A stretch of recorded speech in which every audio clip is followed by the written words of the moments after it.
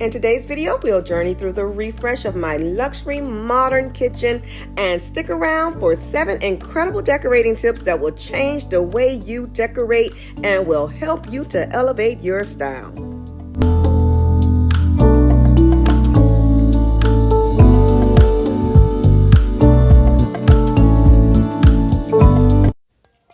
So let the journey begin, guys, and we are going to start by changing the color of my cabinetry. And guys, recently, about 2 years ago, I would say, we did a total remodel, a total gut of this kitchen. We changed the floor plan, we changed the layout, and my kitchen had got a total transformation. And like I said, that happened about 2 years ago. So my cabinets are really still brand new. There's no damage or anything to my cabinets. However, I do want to change the color of my cabinets because I recently repainted the entire interior of my house. And so to me, the color of the cabinets, which were like an ivory color, which had some yellow undertones, did not really contrast well with the new color of the interior of my house.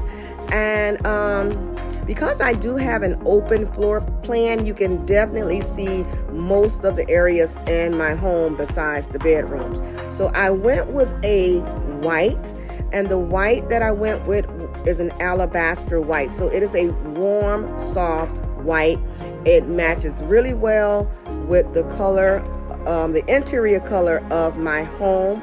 So that is the reason, guys, that I changed the color of my cabinets. And as you can see, the contractors that we had come out and do the painting of the cabinets were superb. These guys prepped so extremely well. They did not have to remove the doors and take them to a warehouse, because I was told that is how they normally did this in the past. But this is how they prep to prepare for painting.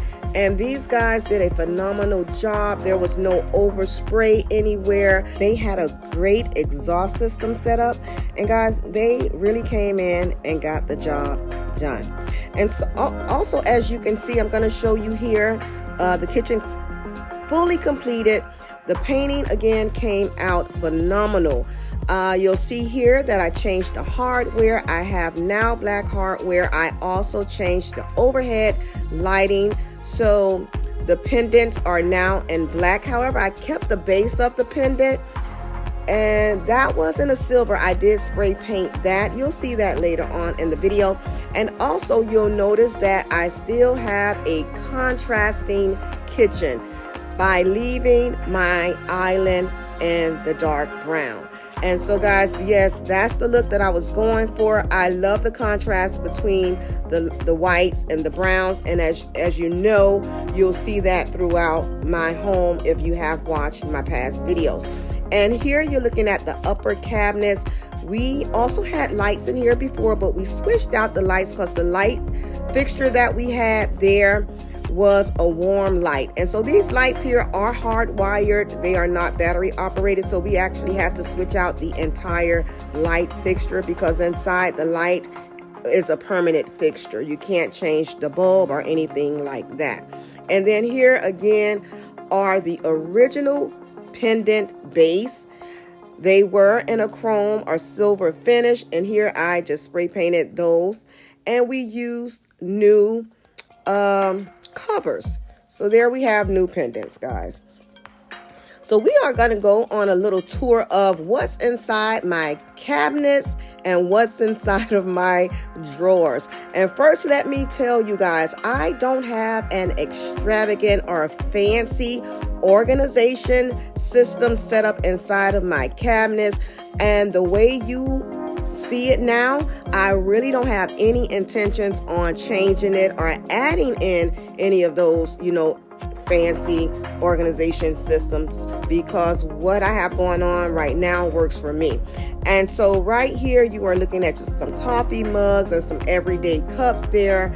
And then right there on the second shelf, I have my espresso coffee cups, some smaller cups. And then at the very top, you'll see just some little seasonal or some souvenir mugs.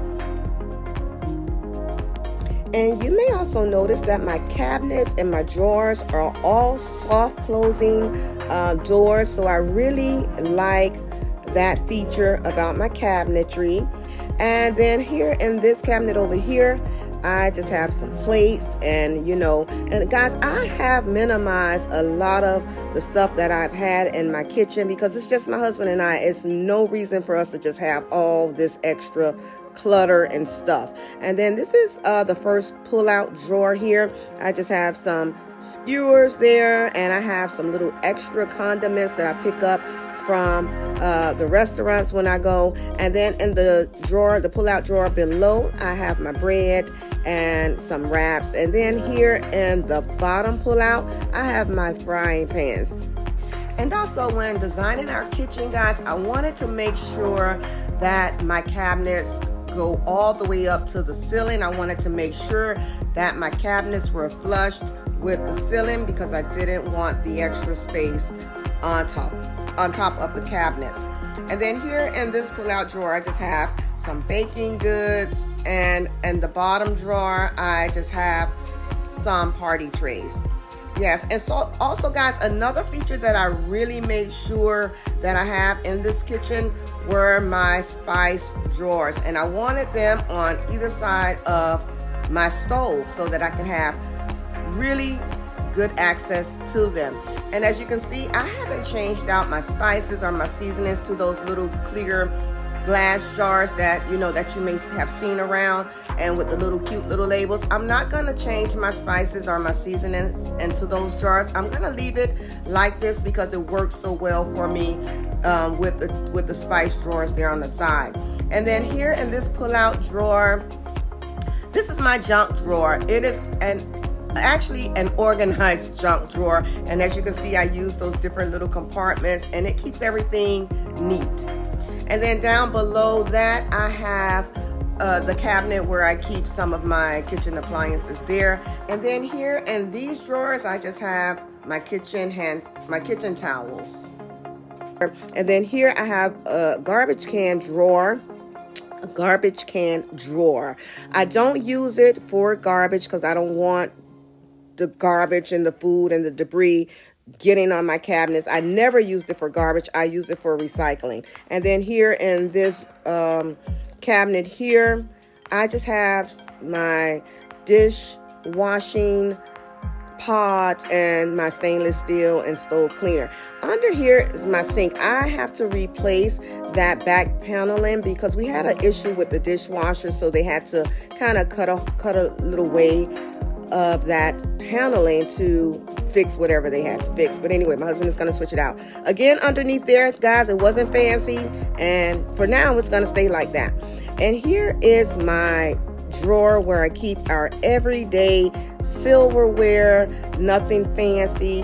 And then over in the other drawer, my husband, I have his grilling tools and utensils, and then I have some other utensils that we really don't use every day. But as you can see how spacious these drawers and these cabinets are. I absolutely love the pull-out drawers in my kitchen. I'm glad that I did go with that design when we did remodel because I love the pull-out drawers. And then in the bottom drawer, pull-out drawer, I have, that's not the bottom drawer, but this is the second drawer. I have my saucepans in there. Do you guys see how deep these drawers are? They hold so much. And then to the right of that drawer, I just have all of our paper products I keep there. And yeah, but these drawers hold so much. I absolutely love my pull-out drawers, guys.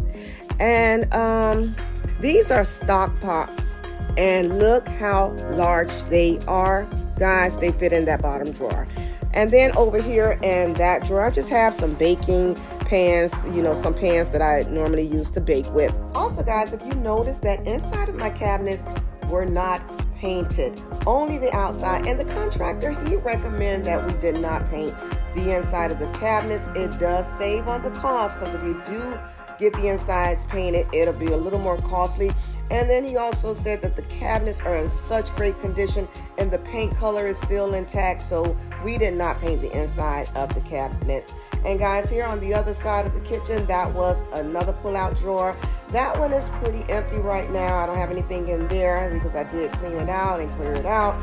And then here in the second drawer, I have all of my measuring devices, my measuring cups, my kitchen scale, and I have my vitamins and my supplements and my protein powders. All of that there is in this drawer. And guys, if you are enjoying this video, please do not forget to hit that like button. And also, if you haven't subscribed, guys, go ahead and hit that subscribe button. I would definitely love to have you as part of this family.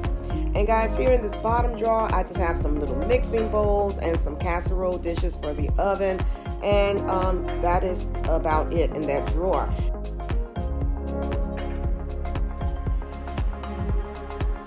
Moving over to the beverage bar area, where I have my teas in this drawer here. And on the opposite side, I have some additional coffee pods or coffee capsules in that drawer. And then down beneath, I just have some on-the-go cups for my husband when he goes to work. Also, if I'm on the go, I'll make my coffee in those cups. And then in this little top tray here, I just have some coffee mug sleeves and some sugar there.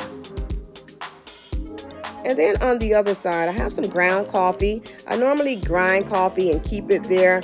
And just in case I'm out of pods, I'll have to make a regular, pot of coffee. But I do keep that there. And then down below, I have a jar of sugar and I have some flavor. I don't have flavor because I don't really drink my coffee with flavor. I don't like flavored coffee, but I did have that for my son. He does like flavored coffee. And then that was on the very top above the refrigerator. I do have some storage up there as well. And this is where I keep all of my plastic containers as well as some jugs, and other storage containers here.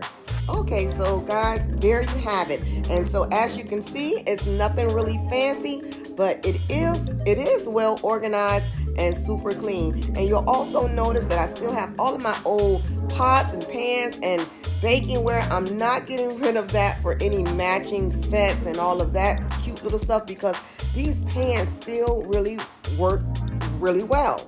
So yeah, that's the inside of my kitchen. Okay, so now that I showed you guys the ins and the outs of my kitchen, inside and outside and underside and upside. Okay, guys, yeah. But let's go ahead and let me go ahead and show you these new pieces that I bought to add to the kitchen space. Okay, so I did pick up these 2 gold bowls. These came from Home Goods, and they caught my eye. They were actually $16.99. They caught my eye because I love the irregular shape that it has on them. It almost looked like they were damaged, but I really like it. I picked up this rattan basket also from Home Goods. I like this because it also has the dark handles on it. And then I picked up this little potted eucalyptus plant. This came from the at-home store for $14.99. And then this little olive plant that I picked up, this came from Home Goods as well. That was $9.99. And then I also picked up these glass vases. These glass vases came clear, and I actually spray painted those black, and they were $9.99. And I have this little black planter on some wooden legs. That was from Home Goods for $12.99. And also these kitchen towels, $12.99. Also, I picked this up from Home Goods. I believe this was Home Goods as well. And again, the irregular shape of this vase caught my eye as well. And this one was $14.99. Another purchase from Home Goods was this cake stand. Again, loving it. It has my wood on there, and it has a black stand and the glass dome. This lantern came from the at-home store, and it's actually an outdoor lantern, which was pretty pricey. As you guys saw, it was $44, but I got it anyway. And then I have some throw rugs that I'm using for the kitchen, and as you can see, it has those natural elements in it. It has the jute, it has the fabric, and I love the way those throw rugs look.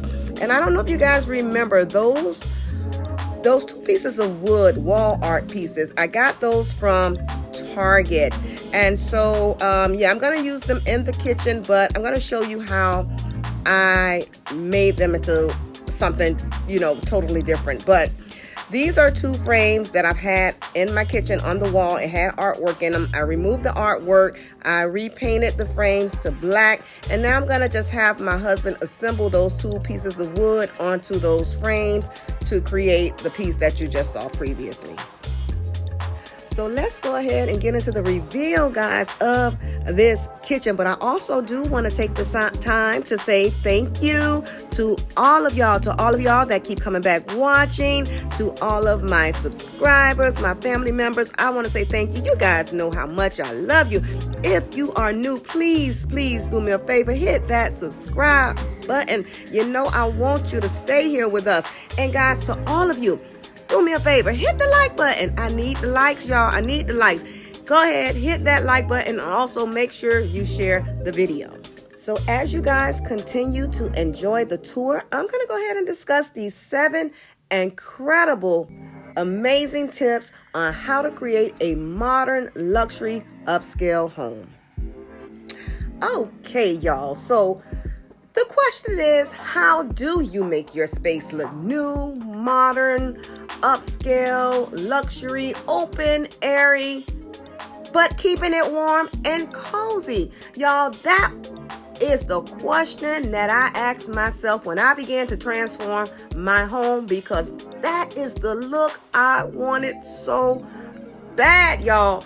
So guys, let me tell you, if you're not careful though, modern, open, and airy can quickly take a turn to sterile, cold, and uninviting. And we don't want that.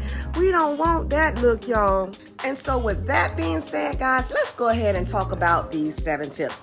And y'all, keep in mind, these are 7 tips that I use. These are 7 tips that worked for me. And also, these 7 tips, guys, are also rules that I've learned through my home decor class that I took, which is a decorator's course and a staging course. So these are tips that I did acquire from my class. I put them to use in my own design, and so I just want to share them with you, and hopefully they can be of assistance to you when you change up your home, or when you're adding new style to your home, or when you're just doing a total transformation.